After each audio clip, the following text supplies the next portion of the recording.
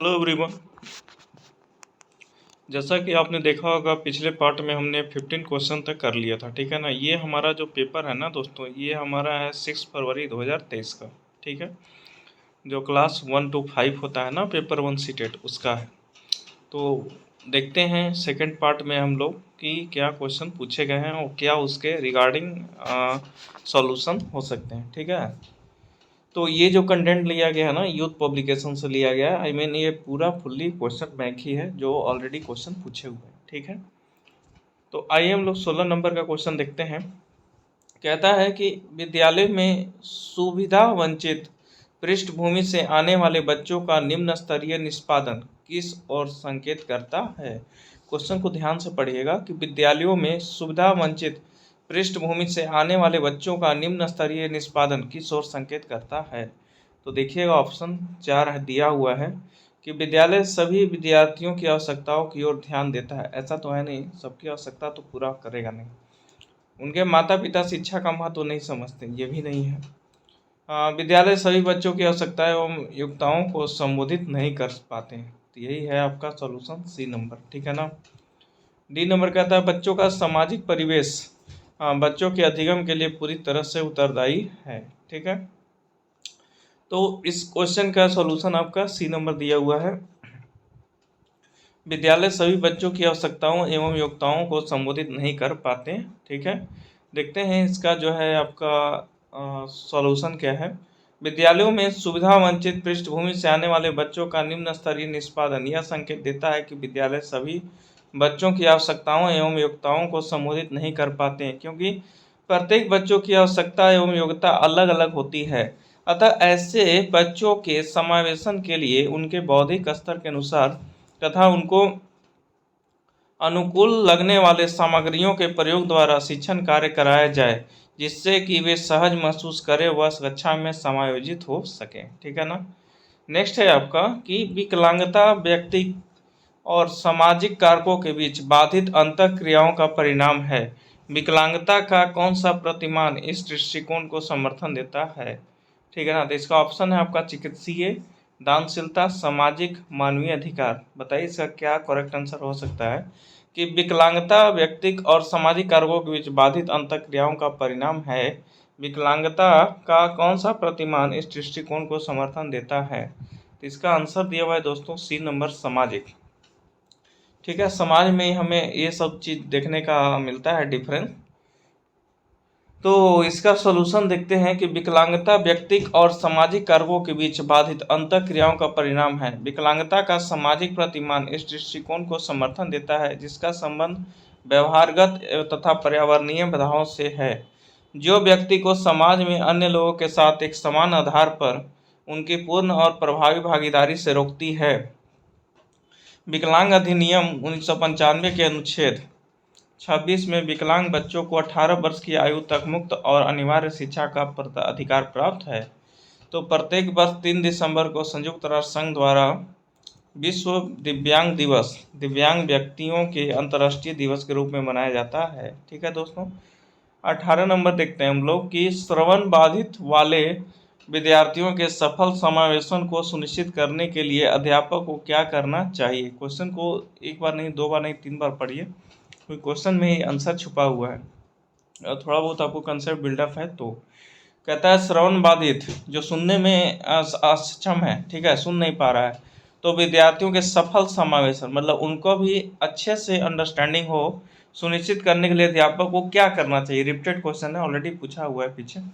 तो जानकारी प्रस्तुत करने के लिए व्याख्यान विधि, व्याख्यान मतलब बोलना, तो सुनने नहीं तो बोलने से कोई फायदा है नहीं। तो आपका ए नंबर हो गया एलिमिनेट, ठीक है। नेक्स्ट कहता है अधिगम के आकलन के लिए मौखिक परीक्षणों का प्रयोग। फिर मौखिक आ गया, ओरल यूज ही नहीं करना है। ओरल मतलब कब, जब अगला लिसनिंग अच्छे से कर सके, ये तो है नहीं, ये भी कट। कक्षा में सांकेतिक भाषा के प्रयोग का निषेध। अब देखिए सांकेतिक भाषा का प्रयोग का निषेध करेगा कैसे, सांकेतिक भाषा से ही तो वो समझ पाएगा ना वो। कहता है यह सुनिश्चित करना कि मौखिक संप्रेषण दृश्यात्मक प्रस्तुतिकरण के साथ पूरित हो, ठीक है, ये सही है, क्योंकि बोलने के साथ साथ मतलब उसको सिंबॉलिक तरीके से पढ़ाया जाए ताकि जो सुनने में असक्षम है वो उसको देख के समझ सके, ठीक है।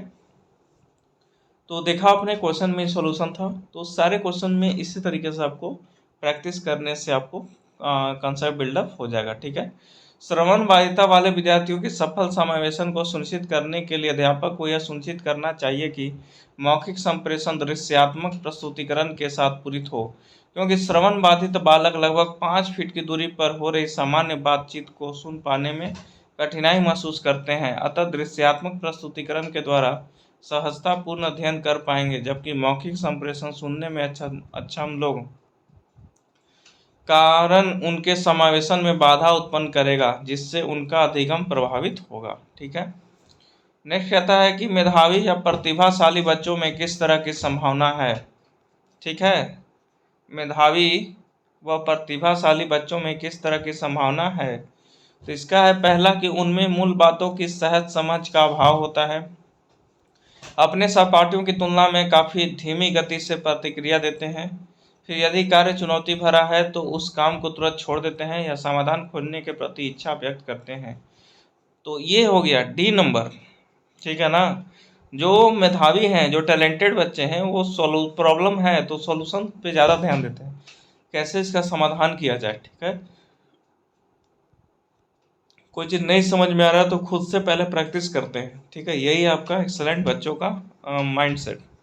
तो मेधावी प्रतिभाशाली बच्चों में समाधान खोजने के प्रति इच्छा व्यक्त करने की संभावना है। टर्मन के अनुसार प्रतिभाशाली बालक वह है जिसकी बुद्धि लब्धि 140 से अधिक है। देखा होगा हमने IQ लेवल जो है वो अलग अलग रेटिंग दिया हुआ है कि इतना है तो इस तरह के हैं, इतना है तो इस तरीके से है। ठीक है। ओके। प्रतिभाशाली बालक उच्च सृजनात्मक क्षमता वाले होते हैं। यह अमूर्त एवं समालोचनात्मक चिंतन करते हैं तथा गणित विज्ञान जैसे कठिन विषयों के त्वरित समाधान खोजने के लिए सफल प्रयास करते हैं। ठीक है। नेक्स्ट है आपका 20 नंबर। निम्नलिखित में कौन सा प्रावधान attention deficit hyper activity disorder, ठीक है, ये आपका फुल फॉर्म है ADHD, attention deficit hyper activity disorder वाले विद्यार्थी के लिए चुनौती प्रस्तुत करेगा। इसका आपके पास ऑप्शन है दोस्तों कि लिखित प्रदत्त कार्यों के लिए सहायक प्रौद्योगिकी तक सुगम्य पहुंच। सेकंड कहता है विभिन्न संवेदों का उद्दीपन। थर्ड कहता है प्रदत्त कार्यों को छोटे छोटे प्रबंधनीय समूहों में प्रस्तुत करना। और डी कहता है बिना किसी अंतराल के लंबी अवधि वाले व्याख्यान। ठीक है ना। तो इसका आंसर डी नंबर दिया हुआ है कि बिना किसी अंतराल के लंबी अवधि वाले व्याख्यान। कि बिना किसी अंतराल के लंबी अवधि वाले व्याख्यान का प्रावधान attention deficit hyper activity disorder वाले विद्यार्थी के लिए चुनौती प्रस्तुत करेगा। ADHD प्रायः बचपन से शुरू होता है और बड़ी उम्र तक जारी रहता है। इसके प्रमुख लक्षण निम्न हैं। पहला, बिना सोचे समझे जल्दीबाजी में काम करना। सेकंड है लंबे समय से चल रही एक स्थिति जिसमें ध्यान लगाने में कठिनाई, अति सक्रियता का होना। थर्ड कहता है भूलने की प्रवृत्ति। और नेक्स्ट कहता है सूक्ष्म ध्यान की कमी। ओके, अब हम लोग 21 नंबर देखते हैं। जैसा कि आपको पता है हर सेक्शन में 30 क्वेश्चन पूछे जाते हैं, तो देखते हैं इसमें 21 नंबर हो गया, तो आगे अभी और क्वेश्चन आएंगे 30 तक। कहता है अध्यापक को अपने विद्यार्थियों को सहयोगात्मक अधिगम में सहयोग करने, समूह कार्य करने और सक्रिय रूप से भाग लेने के लिए प्रोत्साहित करना चाहिए। ठीक है, ये हो गया आपका सर्सन अभिकथन। रीजन क्या है? अधिगम एक सामाजिक गतिविधि है और विद्यार्थियों को सामूहिक रूप से ज्ञान सृजन करना चाहिए। तो इसका क्या है आंसर? ए नंबर दिया हुआ है। ए नंबर क्या है आपका कि असर्शन रीजन दोनों सही है और assertion reason is the correct explanation of assertion. ठीक है, तो क्या है, आई विल रिपीट। अध्यापक को अपने विद्यार्थियों को सहयोगात्मक अधिगम में सहयोग करने, समूह कार्य करने और सक्रिय रूप से भाग लेने के लिए प्रोत्साहित करना चाहिए। नेक्स्ट कहता है दोस्तों अधिगम एक सामाजिक गतिविधि है जो सीखने का प्रवृत्ति है ना दोस्तों, सोशल एक्टिविटी है और स्टूडेंट को सामूहिक रूप से ज्ञान सृजन करना चाहिए, इसलिए समाज में रहना चाहिए बच्चों को। सॉल्यूशन देखते हैं कि अध्यापक को अपने विद्यार्थियों को सहयोगात्मक, ठीक है ना, सहयोगात्मक अधिगम में सहयोग करने, समूह कार्य करने और सक्रिय रूप से भाग लेने के लिए प्रोत्साहित करना चाहिए, क्योंकि अधिगम एक सामाजिक गतिविधि है और विद्यार्थियों को सामूहिक रूप से ज्ञान सृजन करना चाहिए। सहयोगात्मक अधिगम से बालकों में सीखने की प्रवृत्ति में वृद्धि होती है तथा विद्यार्थियों को सामूहिक रूप से दिया गया ज्ञान लंबे समय तक स्थायी बना रहता है। अतः ए और आर दोनों सही हैं। नेक्स्ट कहता है कि शिक्षण अधिगम की निम्न में से कौन सी विधि ज्ञान के सृजन में विद्यार्थियों की सक्रिय भूमिका को महत्व नहीं देती है ना। शिक्षण अधिगम की निम्न में से कौन सी विधि ज्ञान के सृजन में विद्यार्थियों को सक्रिय भूमिका को महत्व नहीं देती है। ठीक है, तो कहता है कि व्यवहार अनुकूलन, सहपाठी सहभागिता, अन्वेषण अधिगम, पारस्परिक शिक्षण। तो इसका दोस्तों ए नंबर है, व्यवहार अनुकूलन। ठीक है, शिक्षण अधिगम की व्यवहार अनुकूलन विधि ज्ञान के सृजन में विद्यार्थियों की सक्रिय भूमिका को महत्व नहीं देती है, जबकि सहपाठी सहभागिता, अन्वेषण अधिगम, पारस्परिक शिक्षण यह तीनों ज्ञान के सृजन में विद्यार्थियों की सक्रिय भूमिका को महत्व देती है, क्योंकि इन तीनों विधियों में बच्चे रचनात्मकता को विकसित करके तार्किक दृष्टिकोण में वृद्धि करते हैं। ठीक है, नेक्स्ट कहता है student learn better and effectively by. Student जो है विद्यार्थी किसके द्वारा बेहतर और प्रभावशाली तरीके से सीखते हैं। ठीक है ना, तो निष्क्रिय अनुकरण नहीं, पुरस्कार और दंड, दंड से तो सीखेगा नहीं। जिज्ञासा और अन्वेषण मतलब इनक्वेरी एंड डिस्कवरी, ये बच्चों में होना चाहिए कि हमें सीखना है तो सीखना है। विद्यार्थी जिज्ञासा और अन्वेषण द्वारा बेहतर और प्रभावशाली तरीके से सीखते हैं, क्योंकि अन्वेषण विधि में छात्र सक्रिय होकर ज्ञान की खोज करता है, जिससे अधिगम प्रक्रिया का परिणाम सकारात्मक प्राप्त होता है। ठीक है, नेक्स्ट कहता है 24 निम्न में से कौन सा विद्यार्थियों के समस्या समाधान कौशलों के विकास में बाधक है।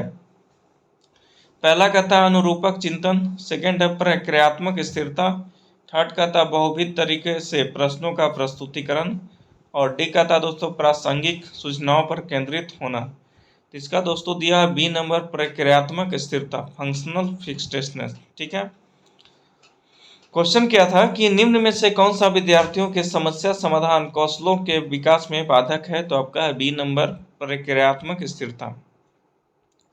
प्रक्रियात्मक स्थिरता विद्यार्थियों के समस्या समाधान कौशलों के विकास में बाधक है, क्योंकि जब किसी को नई समस्या का सामना करना पड़ता है तो प्रक्रियात्मक स्थिरता नए तरीके से पुराने उपकरणों का उपयोग करने की क्षमता को अवरुद्ध कर देती है। ठीक है, और क्या दिया हुआ इसमें, बस इतना ही था। नेक्स्ट क्वेश्चन है 25 विद्यार्थियों द्वारा गृहीत वैकल्पिक अवधारणाएं अध्यापकों द्वारा किस प्रकार संबोधित की जानी चाहिए। ठीक है, पहला है वैकल्पिक अवधारणाओं की कोई चर्चा किए बिना अनदेखी की जानी चाहिए। अच्छा, अनदेखी ये तो होगा नहीं। विद्यार्थियों को किसी भी प्रकार की वैकल्पिक अवधारणाएं साझा करने की अनुमति नहीं देना चाहिए, ऐसा भी नहीं है। विद्यार्थियों को अपने विचार साझा करने के लिए प्रोत्साहित करना चाहिए और इन पर समग्रता से चर्चा करनी चाहिए। एक्सेलेंट आंसर है आपका कि विद्यार्थी को जो है ना उनके जो विचार हैं उसको आप शेयर कीजिए। ठीक है, और उस पर जो है कंसंट्रेट होकर डिस्कस कीजिए, थ्रोली डिस्कस कीजिए। तो आपका सी नंबर हो गया। सी नंबर देखते हैं इसका डिटेल, क्योंकि ये जो है ना ये आपको पढ़ना बहुत जरूरी, इससे आपको बहुत कुछ सीखने को मिलेगा। ठीक है, ये आपका थ्योरी पार्ट एक पर से हो गया। विद्यार्थियों द्वारा गृहीत वैकल्पिक अवधारणाएं संबोधित करने के लिए अध्यापकों द्वारा विद्यार्थियों को अपने विचार साझा करने के लिए प्रोत्साहित करना चाहिए। इन पर समग्रता से चर्चा करनी चाहिए, जिससे कि विद्यार्थियों को जब किसी कार्य के लिए अध्यापकों द्वारा प्रोत्साहित मिलता है तो विद्यार्थियों में आत्मविश्वास का विकास होता है। ठीक है, नेक्स्ट कहता है निम्नलिखित में से कौन सा बाह्य अभिप्रेरणा का उदाहरण है। बाह्य मतलब हो गया एक्सट्रिंसिक मोटिवेशन। तो कहता है ए नंबर जिज्ञासा को संतुष्ट करने के लिए अधिगम, सेकंड है समझ को समुन्नत करने के लिए अधिगम, थर्ड कहता है दोस्तों नगद पुरस्कार पाने के लिए अधिगम, और नेक्स्ट कहता है किसी कौशल में निपुणता प्राप्त करने के लिए अधिगम। तो सी नंबर है दोस्तों नगद पुरस्कार प्राप्त करने के लिए अधिगम। कह रहा है कि नगद पुरस्कार पाने के लिए अधिगम बाह्य अभिप्रेरणा का उदाहरण है गुण के अनुसार। ठीक है, गुण के अनुसार क्या कहता है, अभिप्रेरणा किसी कार्य को प्रारंभ करने, जारी रखने तथा नियंत्रित करने की प्रक्रिया है। अभिप्रेरणा दो प्रकार की होती है, पहला है आंतरिक अभिप्रेरणा, दूसरा है बाह्य। आंतरिक मतलब हो गया इंट्रिंसिक और ये हो गया आपका एक्सट्रिंसिक। ठीक है, बाह्य अभिप्रेरणा मोटिवेशन। आंतरिक अभिप्रेरणा के उदाहरण आकांक्षा का स्तर, दुश्चिंता, उपलब्धि की आवश्यकता, और बाह्य अभिप्रेरणा का मतलब होता है दोस्तों पुरस्कार, प्रशंसा, प्रोत्साहन, दंड। मतलब बाहर से मोटिवेशन कैसे कर रहे हैं आप, तो पुरस्कार दे दीजिए या उनको थोड़ा सा प्रशंसा कर दीजिए या प्रोत्साहन या दंड।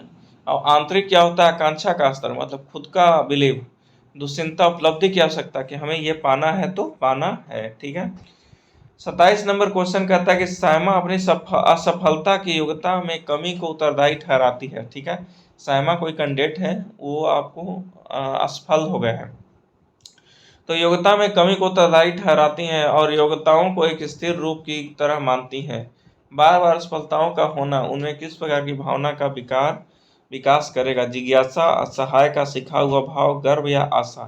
तो यही हो गया ना, असहायता का सिखा हुआ भाव, लर्न हेल्पलेसनेस, मतलब हेल्पलेसनेस अपने आप को महसूस करेगी कि बार बार वो जो है असफल हो जा रही है। तो अब क्या इसका है कि सायमा अपनी असफलता के लिए योग्यताओं में कमी को उत्तरदायी ठहराती है और योग्यता को एक स्थिर रूप की तरह मानती है। बार बार असफलताओं का होना उसमें असहायता का सीखा हुआ भाव का विकास करेगा।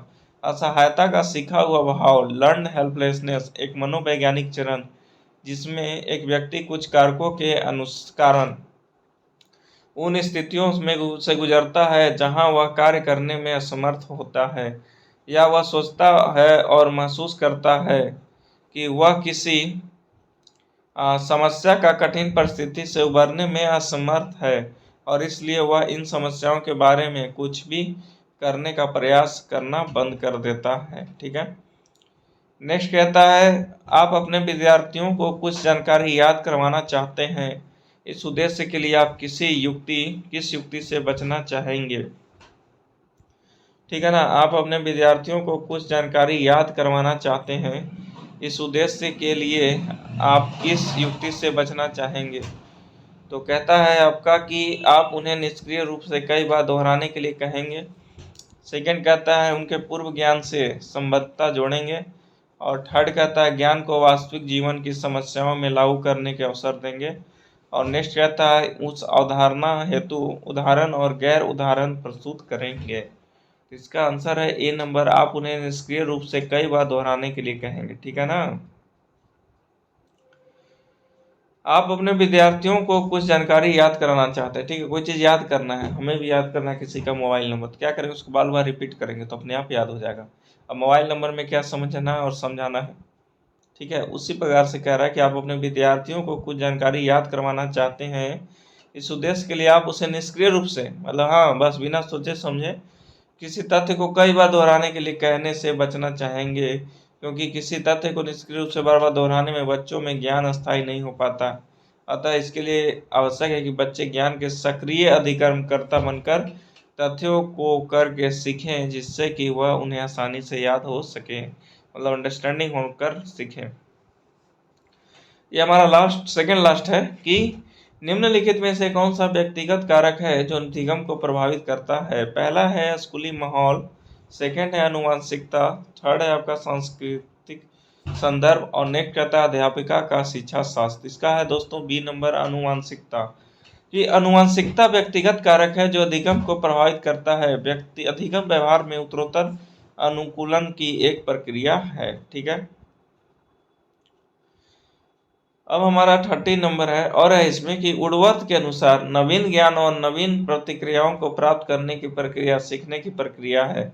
अधिगम को प्रभावित करने वाले अन्य व्यक्तिगत कारक निम्न हैं: सीखने में तत्परता, रुचि, परिपक्वता, बुद्धि स्तर, वातावरण और मानसिक स्वास्थ्य। नेक्स्ट है दोस्तों अधिगम किसके द्वारा नकारात्मक रूप से प्रभावित होता है? अधिगम किसके द्वारा नकारात्मक रूप से प्रभावित होता है? पहला अध्यापिका द्वारा प्रदान पाठ, सेकंड है दोस्तों निराशा की भावना, थर्ड है विद्यालय का मुद्रित समृद्ध परिवेश और नेक्स्ट है दोस्तों आपका विद्यार्थियों की जरूरत अनुसार व्यक्तिगत रूप से दिए गए अनुदेशन। इसका दोस्तों बी नंबर दिया हुआ है, निराशा की अवधारणा। ठीक है, निराशा की अवधारणा क्या है इसका डिटेल? निराशा वह संवेग है जो अधिगम की दिशा में छात्रों पर नकारात्मक प्रभाव डालता है। निराशा अच्छी सफलता को उम्मीद करने का कोई कारण नहीं देती है, जिससे कि छात्रों का मनोबल घटता है तथा यह शिक्षार्थी के संज्ञानात्मक उपागम को प्रभावित करती है, जिससे वे अधिगम में अच्छा प्रदर्शन नहीं कर पाते हैं। तो ये था दोस्तों आपका सेकंड पार्ट 6 फरवरी 2023 का CDP। नेक्स्ट हमारा सेक्शन मैथ का आएगा, वो भी 2 पार्ट में आएगा, क्योंकि देख सकते हैं 15 क्वेश्चन का डिस्कशन करने में हमारा टाइम लग गया 20 मिनट। तो वीडियो को लंबा करने से अच्छा है शॉर्ट वीडियो ही हो। Okay, thank you very much.